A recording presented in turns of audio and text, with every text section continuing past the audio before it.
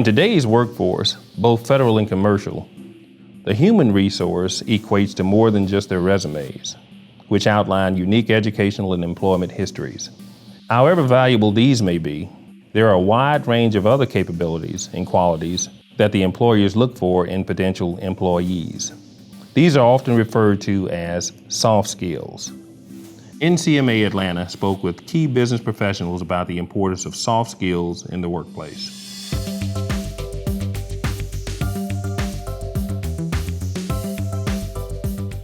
Rumpf & Associates, we do a fair number of government contracts. A lot of our work is international. We have about 50 some odd associates around the world. Very few of our people actually work in the offices in Atlanta or even in our offices in Johannesburg. They're all over the place and having to basically manage themselves. When I say manage themselves from a behavior perspective every day. We give guidance, but ultimately they make a lot of the decisions around what they do and how they do it. Soft skills are basically behaviors. You have communications and how you behave when you do them. You have teamwork and how you behave when you are trying to be a team member. You have professionalism and how you behave when you're trying to be professional. Now, you can do some of those behaviors demonstrate a high level of proficiency. Some of those behaviors demonstrate a lower level of proficiency. One of the things we have to do in Rumpf & Associates is write reports and communicate a lot of different issues with our stakeholders. So one of the main things we do is make sure that nobody writes above the 7th grade level. Because you're communicating with people that aren't necessarily experts in the area that you're writing about. English may not be their first language, and both of those groups may have to explain it to somebody else. So nothing grades out over the 7th grade level. Ultimately, if you don't network, then you're limited by your small brain. And networking is basically working like as a team, and the more people that you bring together, the better the result. And so networking fits right in there. And if you are by yourself, and one of the things we like to say in Rumpf & Associates is a single person on a boat, that's a one-person death raft. The life raft is full with others. And so networking is how you get other people in the boat with you. I work for the Federal Emergency Management Agency here in Atlanta, Georgia. We have approximately about 400 employees that are in Atlanta, and particularly in the acquisition office, we have a total of 6 folks. I am directly responsible for all the procurement activity, both non-disaster and disaster specific in the Southeast region. So we carry 8 states. We've got a budget of about $350 million, and we're extremely busy doing disaster operations.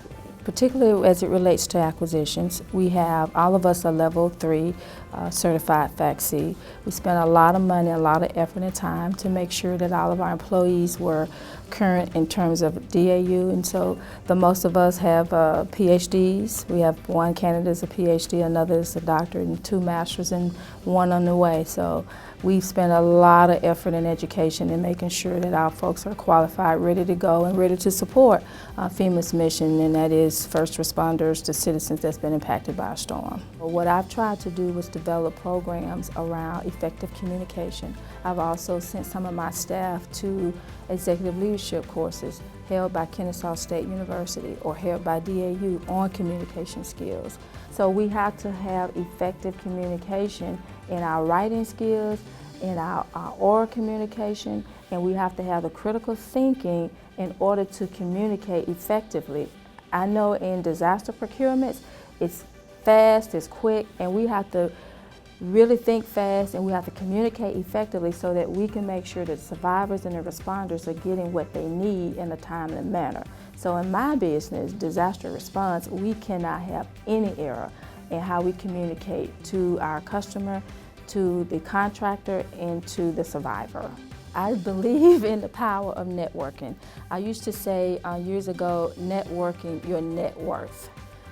You could be the best contracting professional or the best keyboard operator, But if nobody knows you and know your capabilities, it's very difficult for you to transition to that next level of opportunity.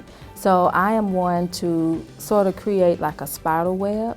When a spider is creating its web, it takes a lot of little networking to make that web effective.